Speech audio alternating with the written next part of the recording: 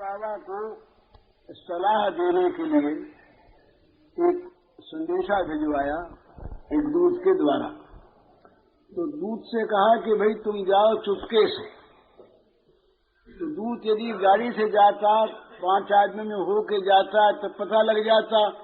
कंस के चारों तरफ खुफिया लोग घूम रहे थे, तो कहाँ जाता है कहाँ जाएगा ये सब पता अगर कंस लगा लेता तो ठीक नहीं।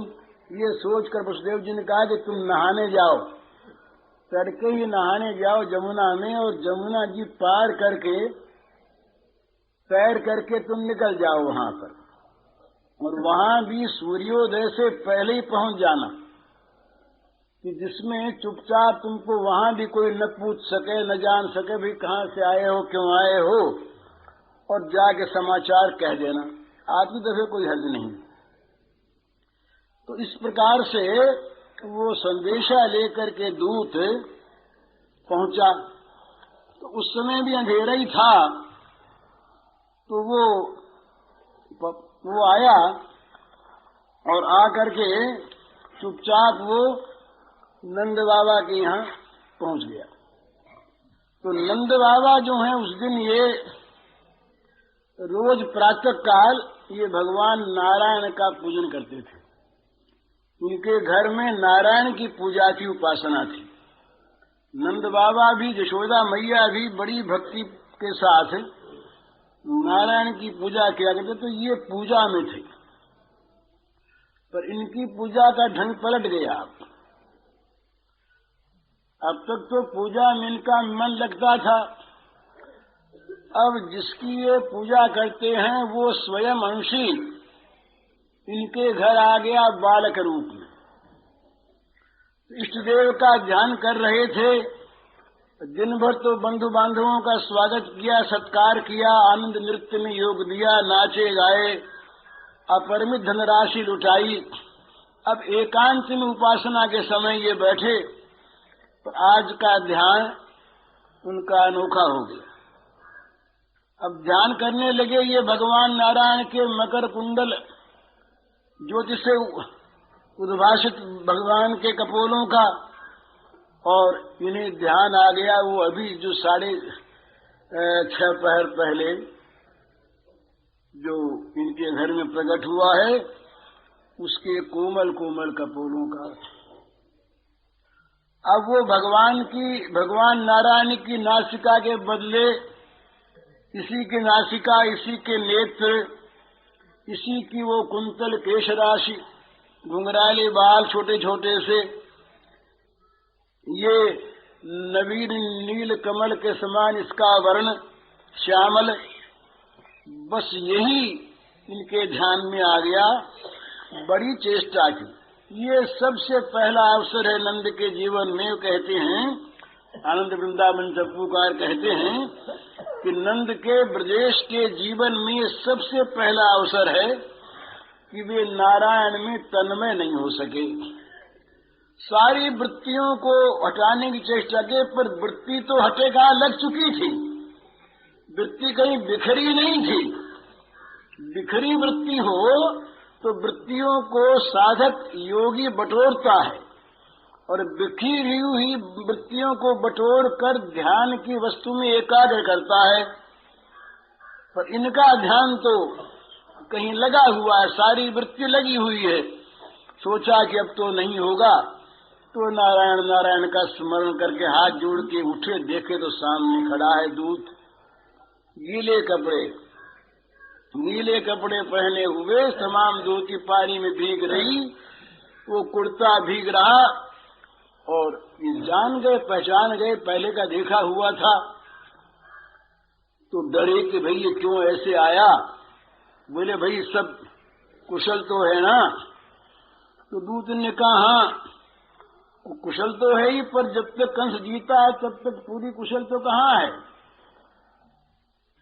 तो उसने बताया कि अभी 7 पहर पहले की बात है। कंस के कारागार में महाराज जी देवकी ने कन्या को जन्म दिया, और उस कन्या को कंस देवकी रोती रही छीन लाया, चट्टान पर उसे पटका, पटकते ही वो ऊपर उड़ी और योग माया देवी हो गई।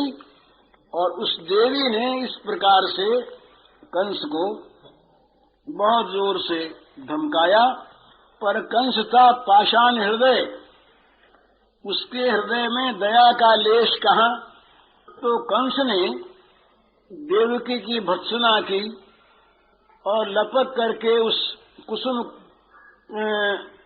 सुकुमार जो बालिका रही, सद्योजात बालिका, अधिक पैदा हुई, उस बालिका को छीन लिया।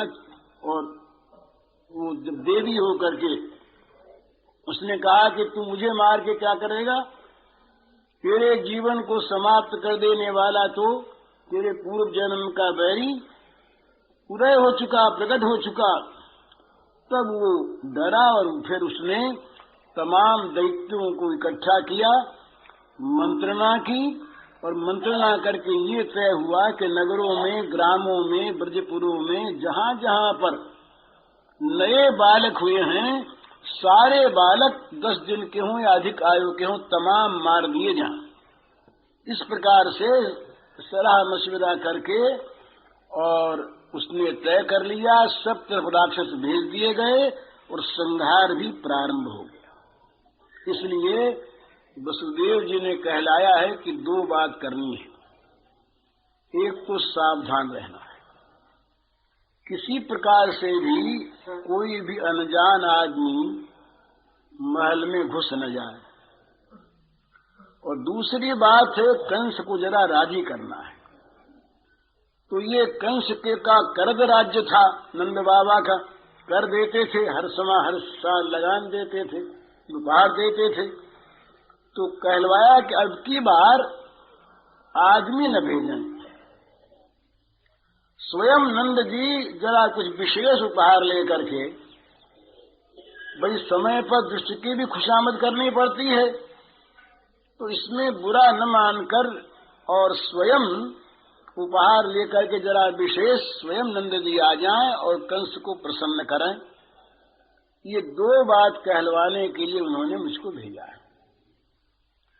तो उपनंदादि को भी सबको बुला लिया। सलाह हुई कि भाई बात तो ठीक है, कोई बात नहीं। अब नंद बाबा के मन में धुकधुकी, एक इसको छोड़ के कैसे जाए, एक तो छोड़ा न जाए और दूसरे पीछे से कुछ हो जाए। तो उपनंदा जी ने कहा कि नहीं तुम जाओ, हम लोग सब देखेंगे, सब काम करेंगे, कोई बात नहीं है, तुम जल्दी से हो आओ। अब ब्रजेंद्र ने, नंद बाबा ने अपने हाथों उसके गीले कपड़े उतरवाए और उसको अच्छी तरह से दूसरे कपड़े पहनाए, अंदर ले गए, खाने पीने को दिया, भोजनागार में ले गए, सुलाया। इस प्रकार दूध का काम हुआ। इधर क्या हुआ कि ये भीड़ मच रही थी। तो सब लोगों ने कहा कि हम तो देखेंगे, लल्ला को देखेंगे। तमाम ब्रजमंडल में दूर दूर के गांवों तक में समाचार पहुंच गया, नंद बाबा के लाला हुआ है। तो उस लाला को देखने के लिए सभी लालायित हो गए। सबके मन में लाला को देखने की आ गई, कैसे लाला को देखें। यहाँ मंत्रणा ये हुई, उपानंद जी ने सलाह दी कि भैया बात तो ठीक है, सब देखना चाहते हैं, पर इसी भीड़ में अगर कोई राक्षस आ गया, कहीं कोई ग्वाला बन के, हीर बन के, तो मुश्किल होगी ना। तो ये आयोजन पीछे पर रखो, पीछे पर रखो। अभी तो जो गिने चुने लोग हैं उन्हीं को बुला लो, जिसको हम जानते हैं उनको बुला करके लाला को दिखा दो, उसके बाद फिर देखा जाएगा।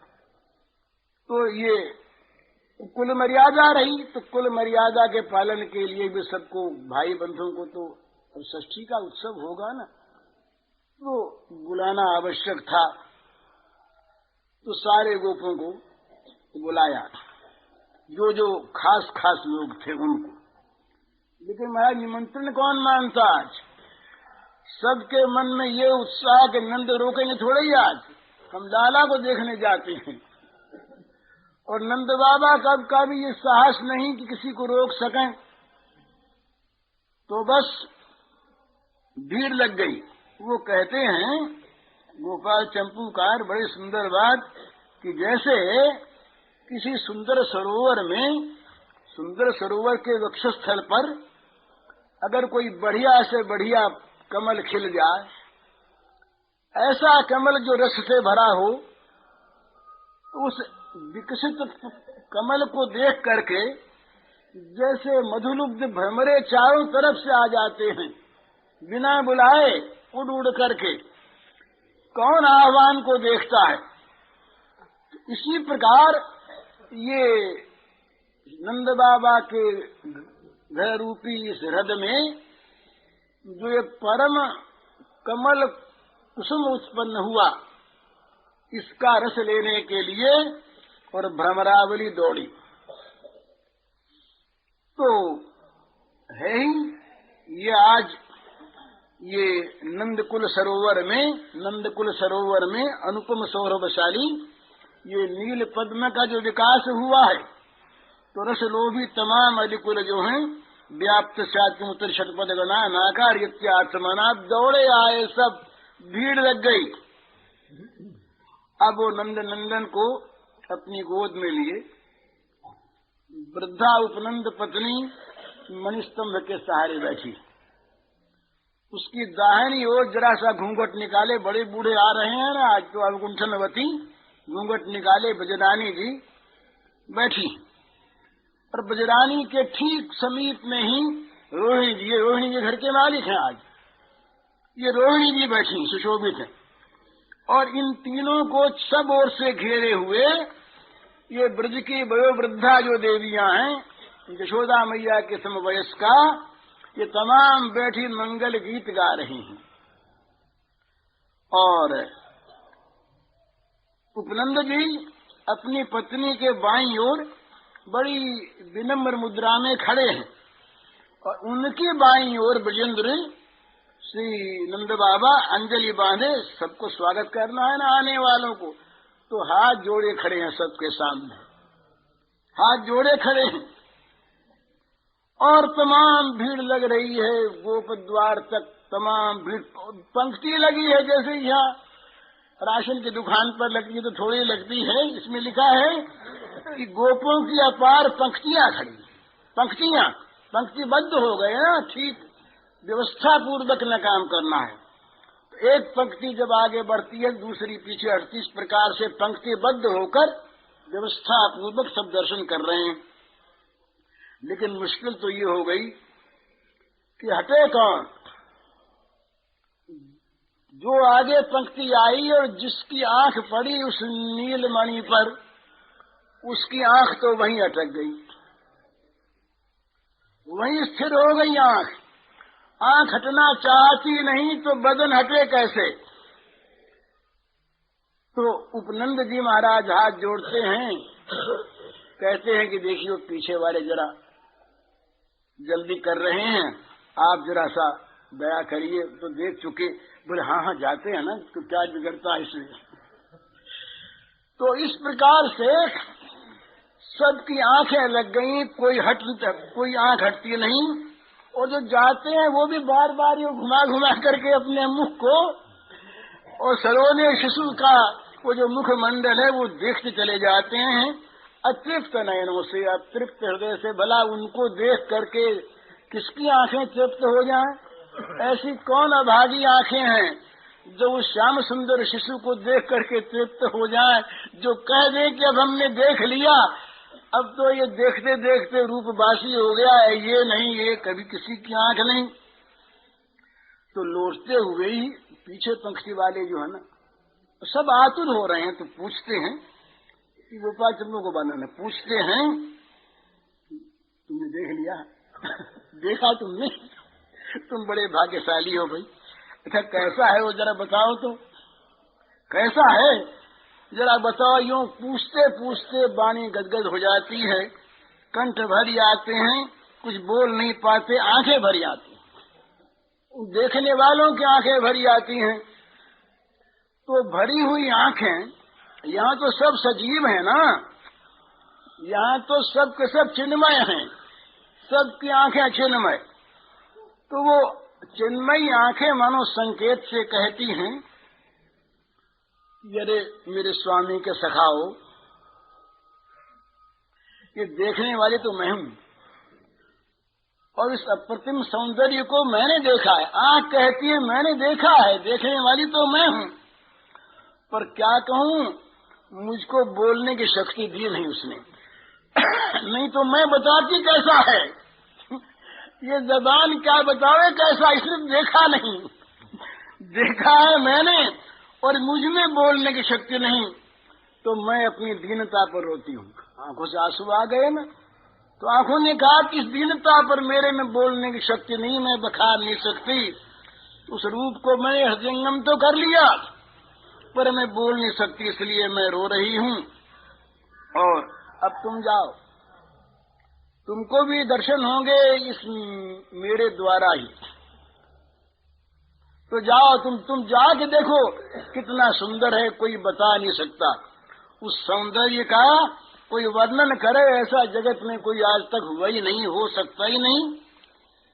तो इस प्रकार से तमाम भीड़ चली आ रही है, पंक्ति के बाद पंक्ति देख रही है। इतने में पौर्णमासी देवी आई। पौर्णमासी देवी आई, साथ में उनके वो मधुमंगल था ही जो भगवान का सखा रहेगा पीछे। तो ये आई, इसने आकर के तो इसको देखती तमाम तो बस भी नहीं रही, और नंद बाबा को समाचार देने के लिए पहले आई थी कि अब तुम्हारे घर में श्याम सुंदर आने वाले हैं। तो ये जब आई तो सब लोग हट गए।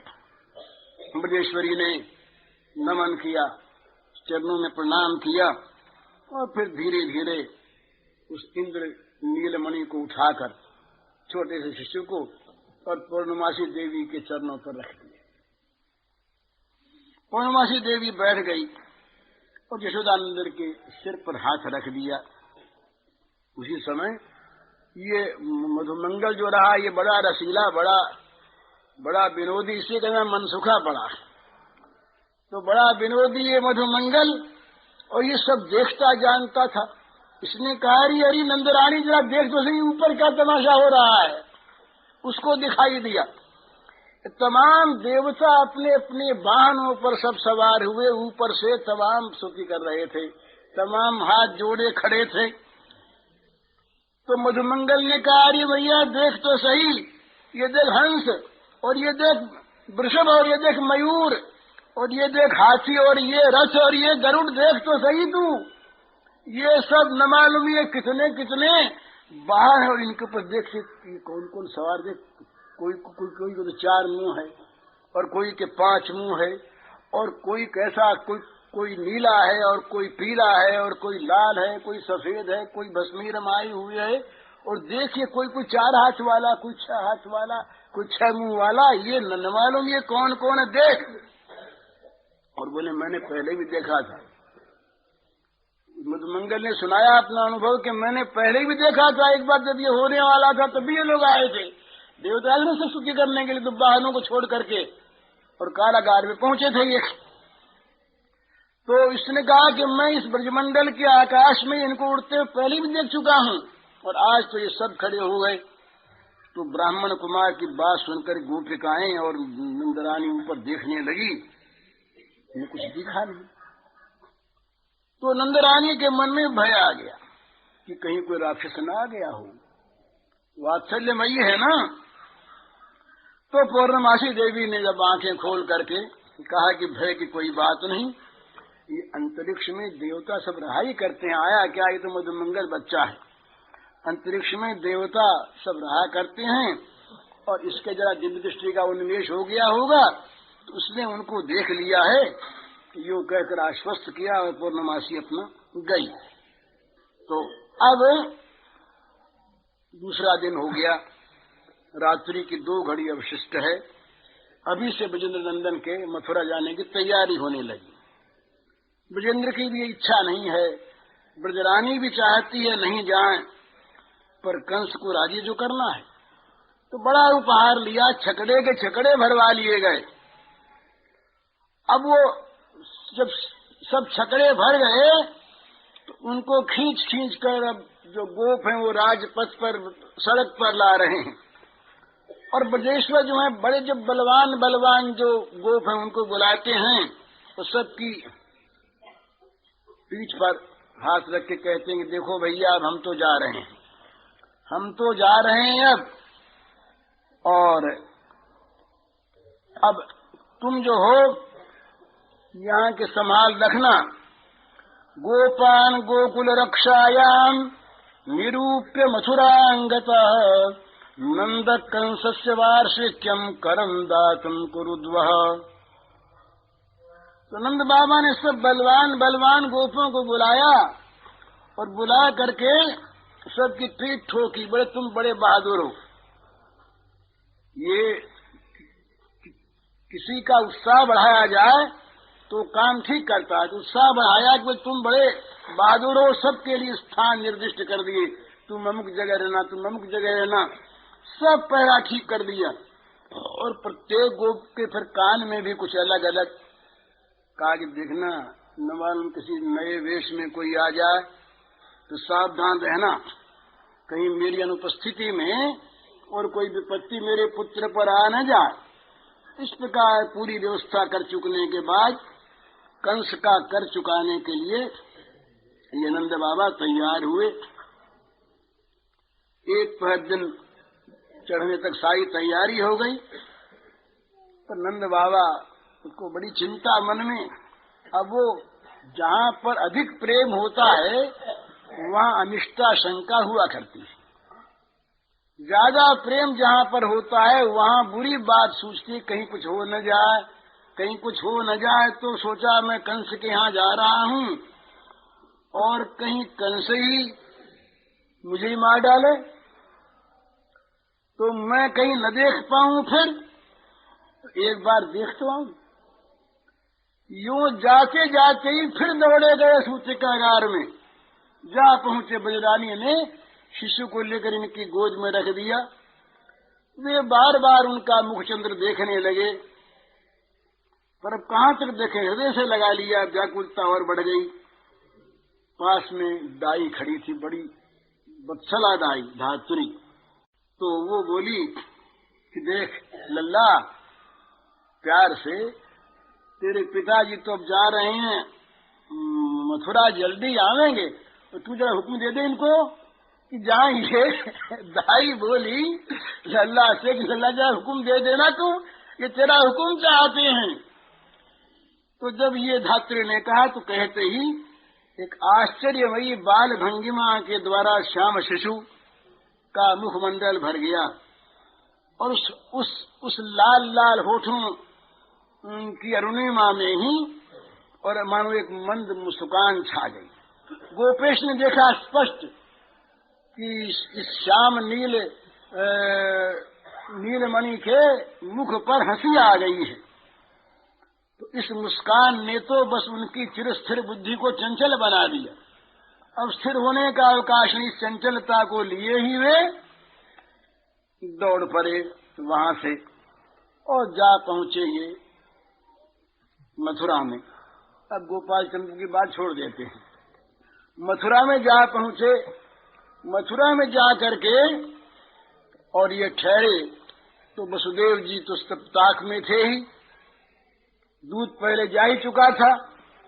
तो वसुदेव जी को जब मालूम हुआ कि नंदे वसुदेव उपश्रुत्य भ्रातरम नंदमागतम ज्ञात्वा दत्तकरम राज्ञेयौ तदवमोचनम तम दृष्ट्वा सहसोत्थाय देह प्राणमिवागतम प्रीतः प्रियतमं दोर्भ्यां सस्वजे प्रेम विह्वलः पूजितः सुखमासीनः पृष्ट्वा नामयमादृतः प्रसक्तधीः स्वात्मजयो हृदमाहदशां पते दृष्ट्या भ्रातप्रभयसा इदानीं प्रदर्श्यते प्रजाशाया निवृत्तस्य प्रजाय समुपद्यत दृष्ट्या संसारचक्रेऽस्मिन् वर्तमान पुनर्भवम् उपलब्धो भवानद्य दुर्लभम् प्रियदर्शनम्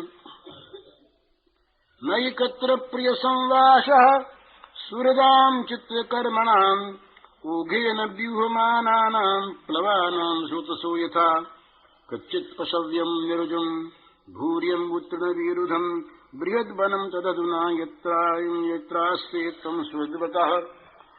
वसुदेव जी को मालूम हुआ कि हमारे प्यारे भाई, इनमें बड़ी मैत्री रही कि हमारे प्यारे भाई नंद जी मथुरा में आए हैं और ये राजा कंस को कर भी दे चुके हैं। तो नंद बाबा जहाँ ठहरे थे वहाँ वसुदेव जी पहुंचे।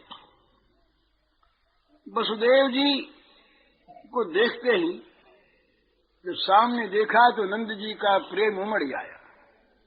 सहसा उठकर ऐसे खड़े हो गए मानो मुर्दे में प्राण आ गया, मतलब शरीर में जैसे प्राण आ गया हो, इस प्रकार उठे और बड़े प्रेम से उन्होंने अपने प्रियतम वसुदेव जी को दोनों हाथों से पकड़कर छाती से चिपका लिया।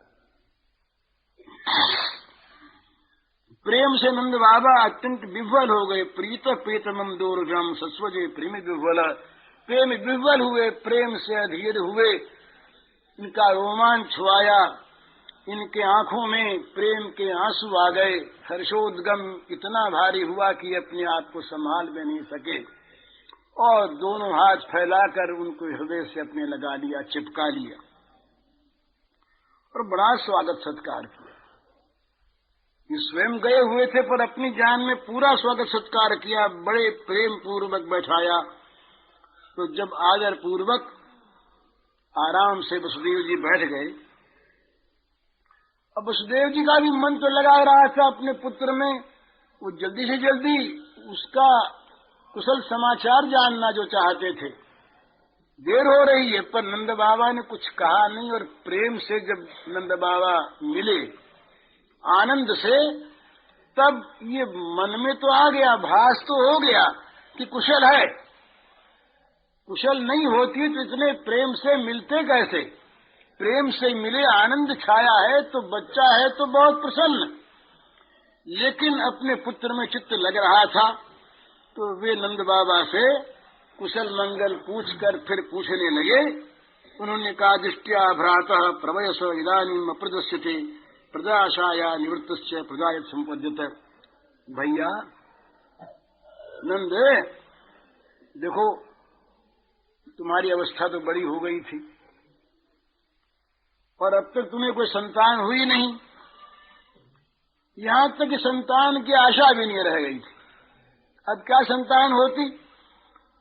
पर बड़े सौभाग्य की बात है, भगवान की बड़ी कृपा कि तुमको संतान प्राप्त हो गई। अभी खुल कर नहीं कहते हैं कुछ भी, तुम्हें संतान प्राप्त हो गई। और फिर ये भी बड़े आनंद की बात हुई, दृष्टिया संसार चक्रे इसमें वर्तमान पुनर्भव उपलब्धु भवानद्य दुर्लभम प्रिय दर्शनम। ये बड़े आनंद का विषय है कि हम लोगों को भी आज मिलना होगा। संसार में सच्चे प्रेमियों का मिलना जो है ये बड़ा दुर्लभ है। प्रथम तो संसार का मिलन है ही नहीं, और यहाँ जो प्रेमी हैं जिन्होंने परस्पर एक दूसरे के लिए अपना त्याग कर दिया है, उनका नाम प्रेमी। प्रिय प्रिय प्रिय कौन?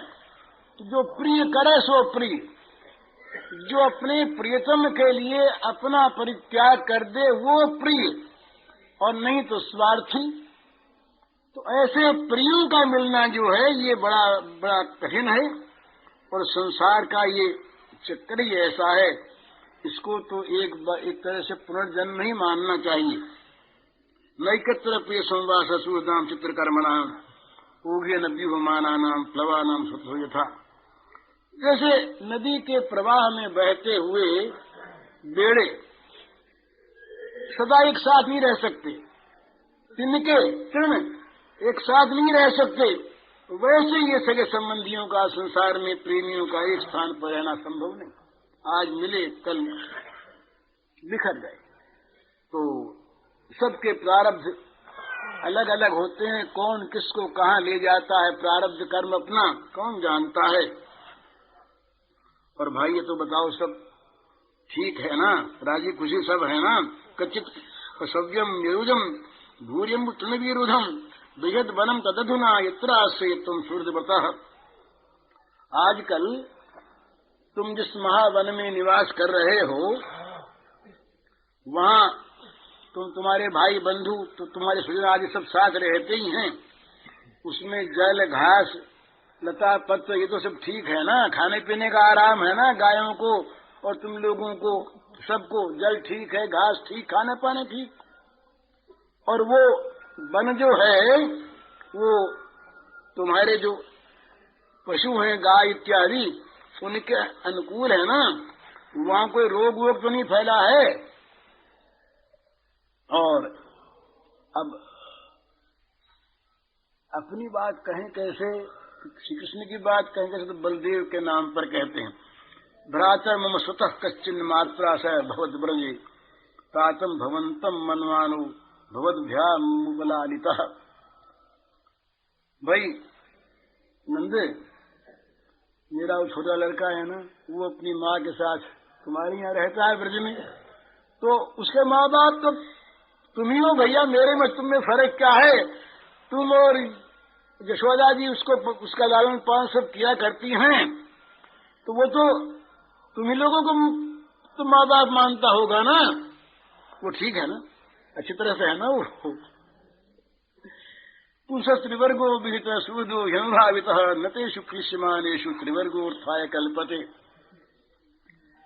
कहते हैं कि भाई मनुष्य के लिए वही धर्म, वही कर्म और वही अर्थ, अर्थ धर्म काम, ये वही शास्त्र विहित हैं जिनके द्वारा इनके स्वजनों को सुख मिले, जिनके द्वारा स्वजनों को सुख हो, वही तो धर्म धर्म है। और वही काम काम, वही अर्थ अर्थ, जो अर्थ केवल अपने लिए हो, अपने स्वजनों के लिए ना हो, वो अर्थ अर्थ नहीं, वो धर्म धर्म नहीं। तो भाई धर्म अर्थ काम वही शास्त्र विहित हैं कि जिनके द्वारा स्वजनों को सुख मिले और जिनसे केवल अपने सुख चाहते हैं।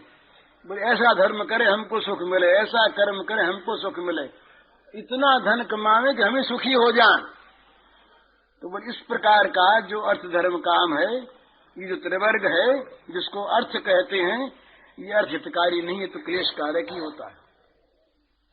जो केवल अपने लिए स्वजनों के लिए न हो, वो अर्थ, वो धर्म और वो काम सब क्लेश कारक हैं। प्रकारांतर से कहते हैं कि तुम मेरे बंधु हो और रोहिणी जी तुम्हारे यहाँ रह रही हैं, और बलदेव जो है वो तुम्ही को माँ बाप मानता है, तो तुम धर्मात्मा हो ही, तुम्हारा तो अर्थ धर्म काम सारा शास्त्र विहित है ही, तो सब मंगलमयी होंगे, तुम मंगल ही करोगे। तो ये जब बात सुनी नंद बाबा ने, नंद बाबा बड़े प्रसन्न हो गए और नंद बाबा सहानुभूति प्रकट करने लगे। 6 बच्चे मारे गए थे ना, बात सुन ली थी वसुदेव जी की, सारी खबर इनको थी। तो नंद जी ने सहानुभूति प्रकट करते हुए, संवेदना प्रकट करते हुए कहा, अहो ते देवकी पुत्राः कंसेन बहवो हताः एका वशिष्ठा वरजा कन्या सात दिवंगता नूनम यदृष्ट निष्ठो यमदृष्ट परमो जनः अदृष्टमात्मरस्तत्वं यो वेद न समुह्यति। नंद बाबा बोले कि भैया वसुदेव जी, कितने दुख की बात है कि कंस ने देवकी के गर्भ से उत्पन्न तुम्हारे कई पुत्रों को मार डाला। बड़ा निर्दयी कंस। और बेचारी छोटी सी एक कन्या बच रही थी, वो क्या उसे मार डालती? पर वो कन्या भी स्वर्ग से धार गई, उसके हाथ से न बच सकी। तो भैया क्या बताऊं, इसमें कोई संदेह की बात नहीं कि प्राणियों का जो सुख दुख है ये सारा भाग्य पर निर्भर करता है। कोई बचा नहीं सकता, कोई मार नहीं सकता, भाग्य ही प्राणी का एकमात्र आश्रय है। तो इसलिए जो आदमी तत्व को जान लेता है कि प्रारब्ध में होता है सो होता है, सुख दुख का कारण भाग्य ही है, वो सुख दुखों से मोहित नहीं होता। नहीं तो कहीं सुख आने पर अभिमान कर बैठता है, दुख आने पर रोने लगता है, ये उसकी मूर्खता है। तो जो होना है सो होता है। तो भैया तुमसे क्या कहें, ये नहीं कहा कि शोक मत करना, इतनी बात कह करके ही और नंद बाबा रह गए। अपने आप बुद्धिमान वसुदेव जी हैं, तो वसुदेव जी ने इन सब बातों को तो कोई का उत्तर नहीं दिया। उनके मन में ये लग रही कि ये पूतना गई है और कहीं बच्चे पर किसी प्रकार की विपत्ति न आ जाए तो जल्दी वापस भेजो नंद को। तो सारी बातें सुनी अनसुनी करके किसी का उत्तर न दे करके और वसुदेव जी बोले, करो वही वार्षिको दत्तो राज्य दृष्टा वयम चवह निहस्थेयम बहुतिथम संतुत्पाताश्च गोकुले। वसुदेव जी ने कहा, भाई नंद जी, अब तुम्हारा काम तो हो गया। कंस राजी कुछ तुमसे बातचीत की ना? बोले हमसे तो राजी बोला। बोले तो तब फिर ठीक है, तुमने सालाना कर तो उसको दे ही दिया और मेरा मन बहुत मिलने का था तो हम दोनों भी मिल ही लिए। अब यहाँ ज्यादा ठहरना ठीक नहीं भैया।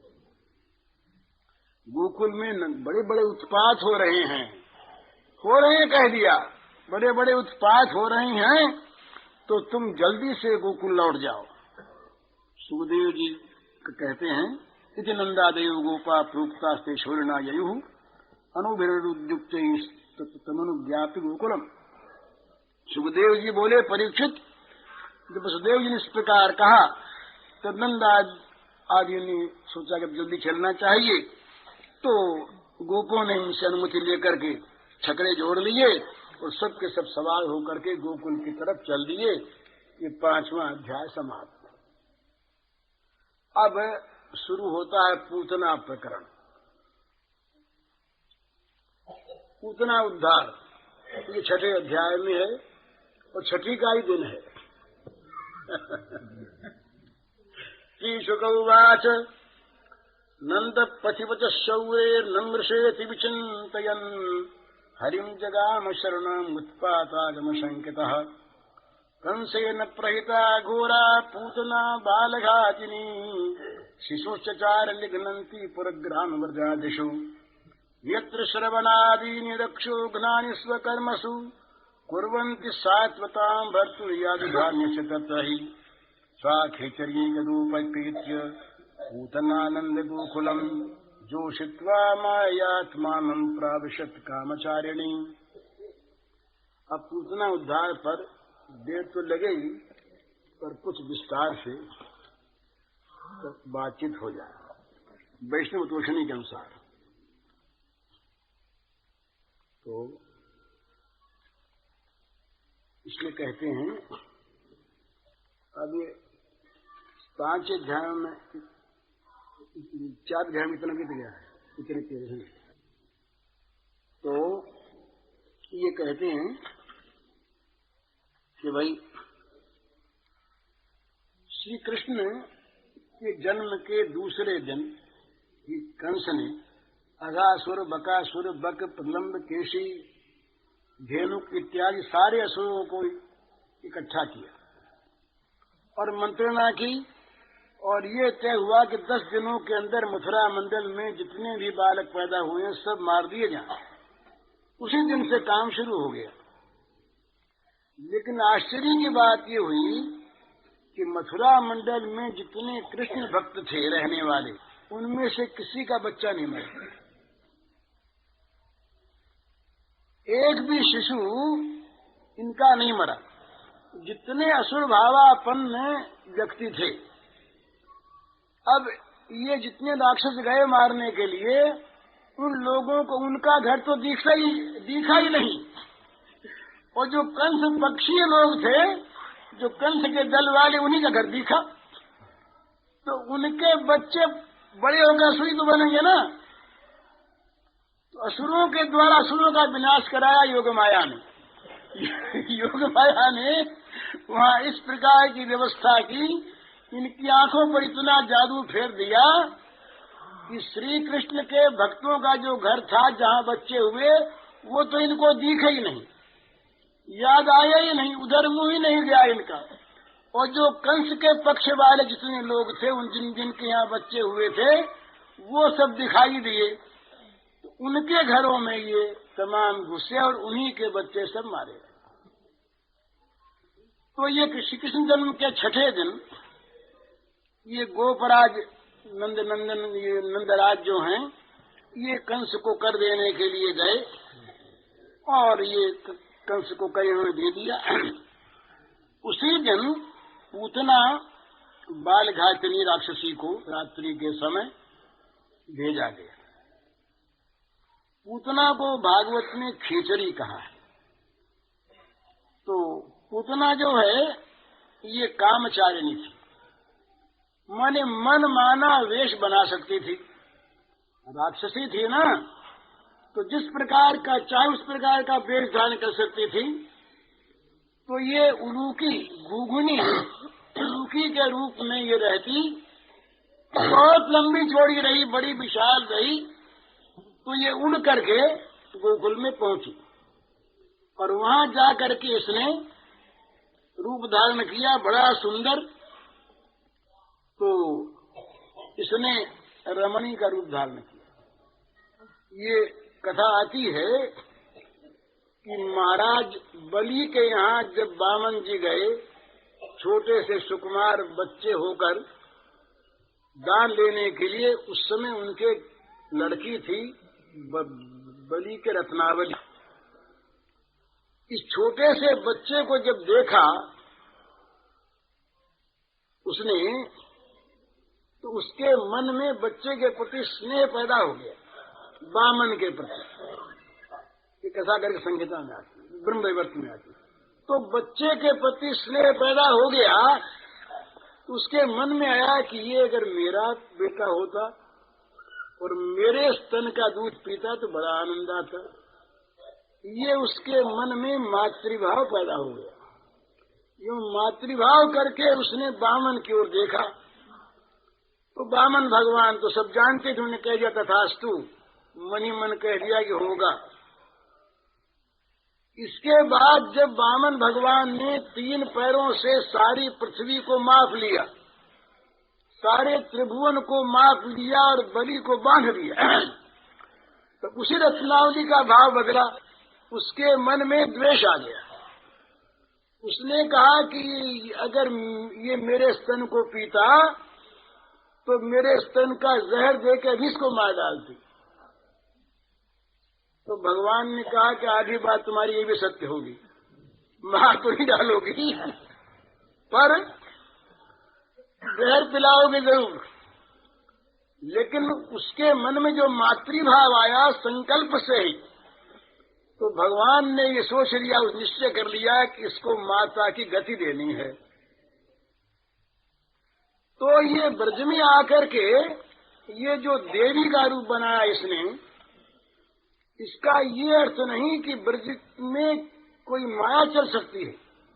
जहाँ मायापति स्वयं हो वहाँ माया चल नहीं सकती, बच्चों की माया नहीं चलती, दूर दूर माया रहती है। पर भगवान की योग माया जब स्वयं चाहती हो कि यहाँ ये माया ऐसी ही बने, नहीं तो उसका उद्धार कैसे होता।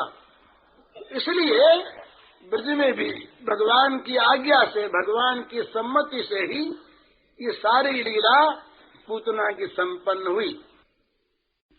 तो पूतना बहुत बड़ी उस समय देवी बन गई। देवी बन गई, कामचारिणी है।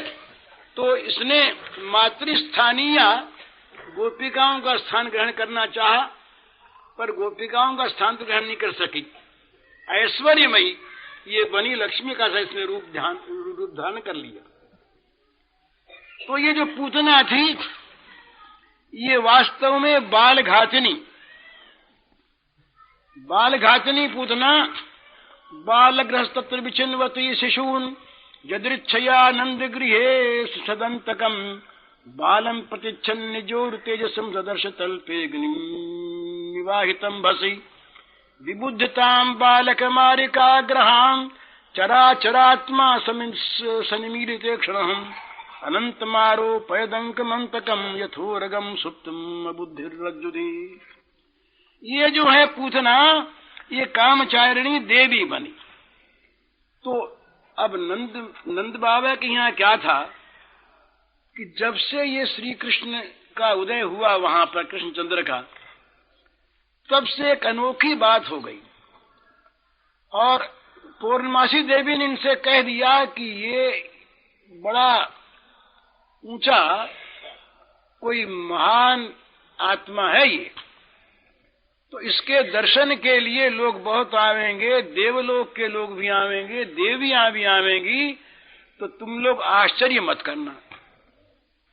तो उसी दिन से तमाम देवियां आने लगी, कभी लक्ष्मी जी आती, कभी सरस्वती जी, और कभी और स्वर्ग की देवियां, दिव्य लोक की देवियां, तो ये आती दर्शन करके श्री मूर्ति के चली जाती। तो रोज का व्यवहार, दिन में न मालूम कितनी देवियां आती नई नई, और यशोदा मैया को एक एक उसमें लोभ था। उस यशोदा मैया का मन चाहता कि जितना बच्चे को आशीर्वाद मिल जाए उतना ही सुखी होगा ना ये। तो जो भी देवियां आवें और जिन देवियों का वो स्वागत सत्कार करें और खुशी होकर कह जाए बेटा सुखी होना, चिरजीवी होना, तो यशोदा मैया फूल जा, बड़ा अच्छा मैया फिर आना, खिलाती पिलाती उनको स्वागत सत्कार करती और फिर बुलाती। ये तो आशीर्वाद सुनते सुनते कभी थकती ही नहीं, जितना आशीर्वाद मिले उतना ही अच्छा। तो इस प्रकार से ये पूतना जो है बालघातनी, असल में पूतना जो है ये किसी व्यक्ति का नाम नहीं, एक जाति की राक्षसी होती है, कोठरा पूतना आदि, उनका काम ही है बालकों का घात करना। तो ये फर्क, ये ब्रह्मांड मोहिनी ऐसी सुंदरी ये बनी देवी कि कुछ कहना सुनना नहीं। ये बड़ी सुंदर देवी बन करके और ये नंद बाबा के नगर में पहुंची तो किसी ने रोका नहीं। सब बड़े प्रसन्न बोले कोई देवी आई, इनका रूप देख करके सब बड़े प्रसन्न कि कोई न कोई ये देवी आई हैं तो इनको जाने दो। किसी ने बाधा नहीं दी। पूतना जब महल में पहुंची तो पहरेदार थे वो सब अलग हो गए। ये तेज को देखा, ये तेज तो सारा भगवान का दिया हुआ, आज इसका उद्धार न करना है। तो अंतपुर के जो सिंह द्वार के पहरेदार थे उन लोगों ने भी कोई बाधा नहीं, सीधी चले गई अंदर। अब जहां प्रसूति का गार था अंदर के महल में, वहां पहुंची तो वहां के पहरेदार भी हट गए। आओ देवी जी, आओ माता जी आओ। अब यशोदा के घर के द्वार पर जा पहुंची। अब वहां दासियां थी, सब परिचारिकाएं थी, उन लोगों ने भी देखा कि ये तो कोई देवी आशीर्वाद देने आई है, तो वे लोग भी कुछ बोली नहीं। सभी श्री कृष्ण की माया से विमुग्ध रही। पूतना दिव्य रमणी का सा वेश था, दिव्य रमणी लगी, और सब ने सोचा कि नंद नंदन के किसी न किसी कल्याण के लिए और ये आई।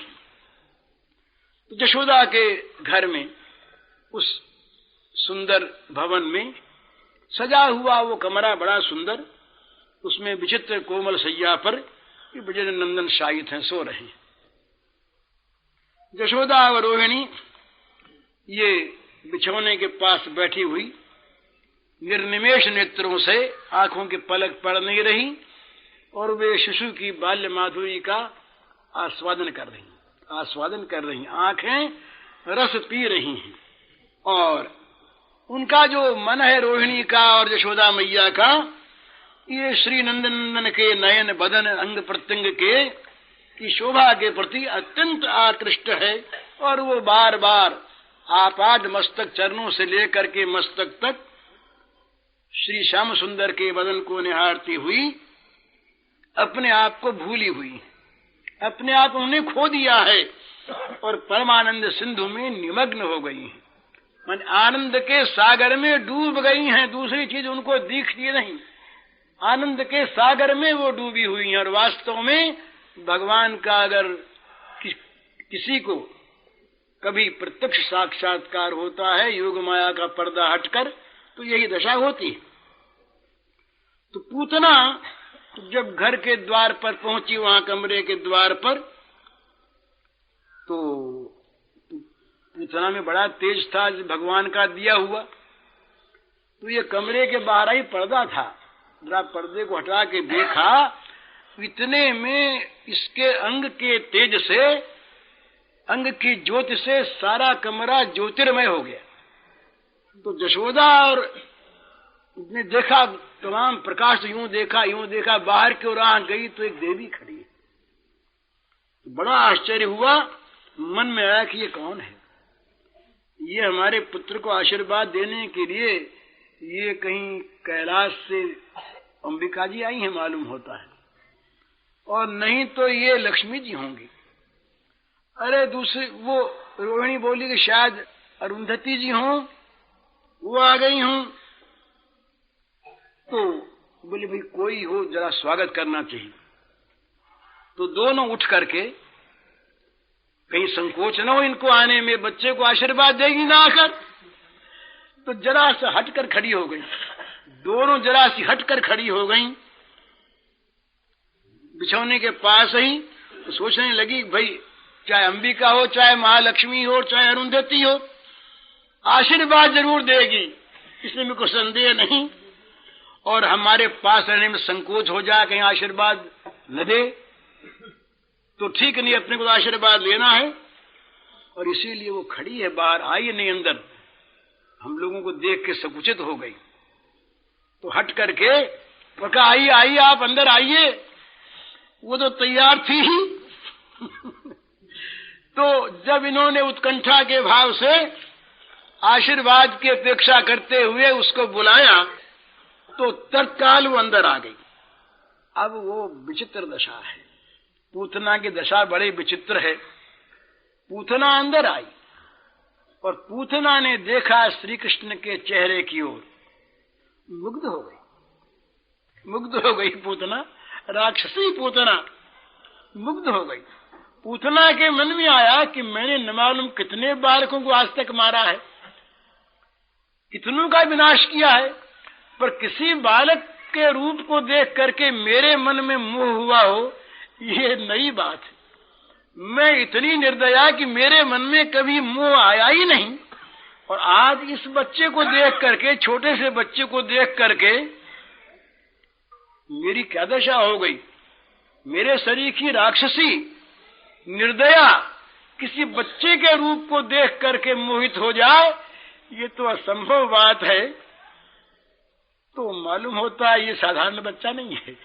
पूतना के मन में आया कि मालूम होता है साधारण बच्चा नहीं है, तो यूं मैं अब खड़ी खड़ी इसका नाश कर दूंगी, ये शक्ति नहीं, इसको तो गोद में लूंगी। पहले मन में आया कि जरा गोद में लेके प्यार तो कर लूं, मातृ भावना बीच बीच में जागी, जरा प्यार तो कर लूं, तो उसको अपने गोद में लूंगी, इसके बाद मारूंगी। ये सोच करके पूतना बड़े मृदु मृदु चरणक्षेप करती हुई और आगे बढ़ी। परंतु पूतना ने ये नहीं समझा, भूल गई। यहाँ पर आए श्लोक में कि असदंतक हैं, ये भगवान जो हैं असदंतक हैं, ये असतों का अंत करने वाले हैं। पूतना के समान न मालूम कितने कितने लाखों करोड़ों असतों का जीवनांत ये कर चुके हैं, और इसीलिए इनका आविर्भाव है। असतों का नाश करने वाले ये हैं, नाश करके उद्धार करने वाले। उनके जीवन का अंत माने उनको जन्म मृत्यु के प्रवाह से मुक्त कर देने वाले। असदांतक का अर्थ ये मारना नहीं, उनके असत का अंत कर देना। वो जीवन जो उनका है संसार में जन्म मृत्यु में, असत जीवन है, इसका अंत कर देना, अपने धाम में पहुंचा देना, ये इसका भावार्थ है। तो पूतना इस बात को भूल गई कि असदंतक हैं।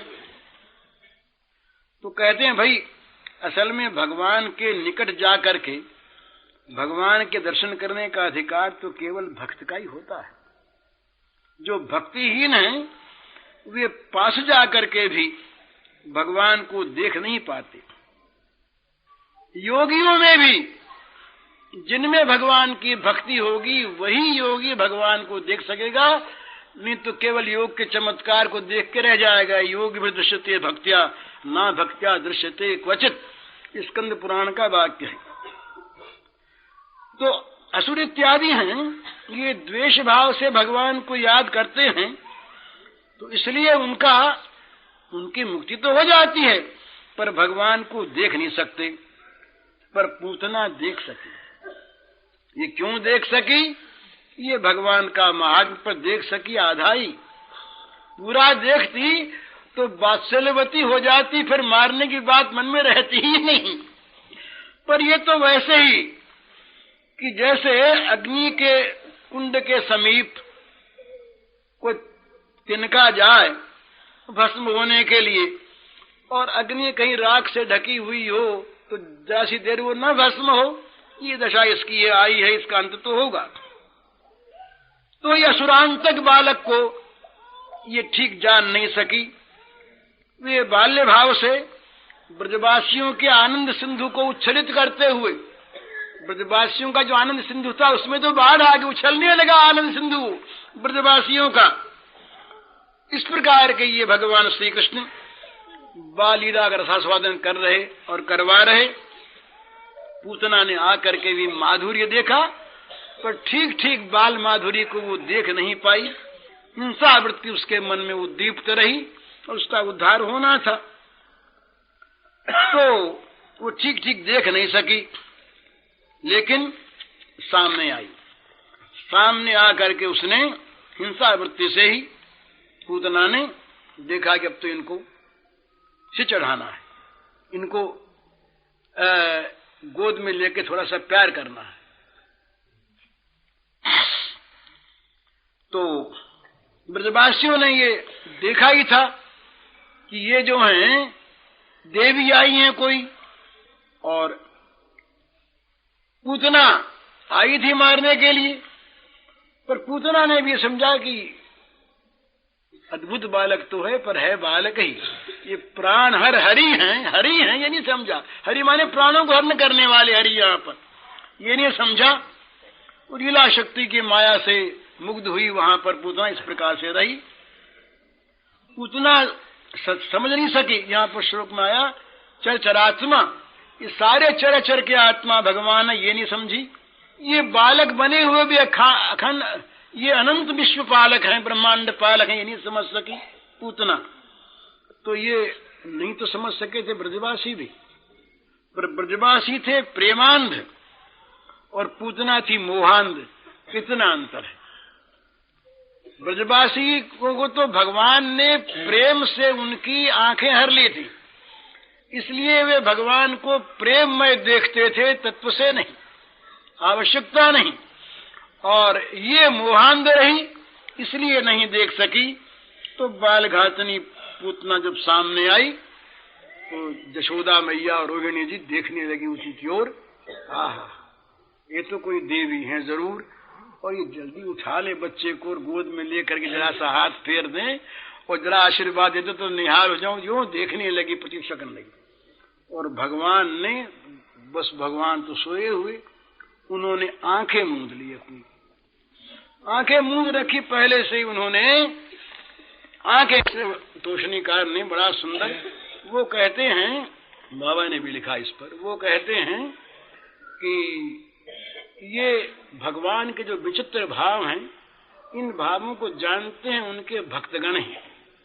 तो भगवान के हृदय में, आंख मूंदे हुए भगवान के हृदय में प्रवेश किया इन भक्तों ने, और भक्तों ने जो जो भाव भगवान के देखे, उन भक्तों ने उन भावों को व्यक्त किया। तो देखा कि भगवान ने आंखें मूंद रखी हैं।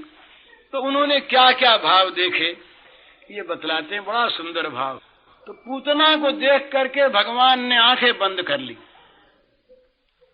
तो इस आंखें बंद करने में क्या क्या भाव हुए या हो सकते हैं, उनमें से कुछ का अनंत भाव है, कुछ का निर्देश किया जाता है, करते हैं। वल्लभाचार्य जी ने देखा, वल्लभाचार्य जी सुबोधनी में कहते हैं कि अविद्या ही पूतना है, अविद्या पूतना है। तो भगवान कृष्ण ने सोचा कि मेरी दृष्टि के सामने पड़े तो अविद्या टिक नहीं सकती, और अविद्या अगर नहीं टिकी, अंतर्धानी हो गई, तो फिर लीला कैसे होगी पूतना उद्धार की। तो अविद्या को न देखने के लिए भगवान ने आंखें बंद कर ली। ये वल्लभाचार्य महाराज का ये दूसरा भाव कि पूतना जो है ये पूता न नयति, तो ये पवित्र बालकों को भी, जो पवित्र बालक हैं उनको भी ले जाती है। तो ऐसा जो जघन्य काम करे, जो पवित्र बालकों को भी मार दे, उसका मुंह नहीं देखना चाहिए। ये देख करके भगवान ने आंखें बंद कर ली। तीसरी बात और मन में आई कि भाई इस जन्म में तो पूतना ने कुछ किया नहीं, इस जन्म में तो पूतना ने केवल बच्चों को मारा ही मारा, कोई भला काम नहीं किया, तो इसे मैं कैसे देखूं? मेरी आंखें पड़े इसके ऊपर, अच्छा काम इसने किया नहीं, तो इसने पूर्व जन्म में कोई अच्छा काम किया होगा। तो आंख मूंद कर पूर्व जन्मों की बात देखने लगे भगवान, इसने पूर्व जन्म में क्या क्या अच्छा काम किया है, इसलिए नेत्र बंद कर लिए। ये तीसरी बात।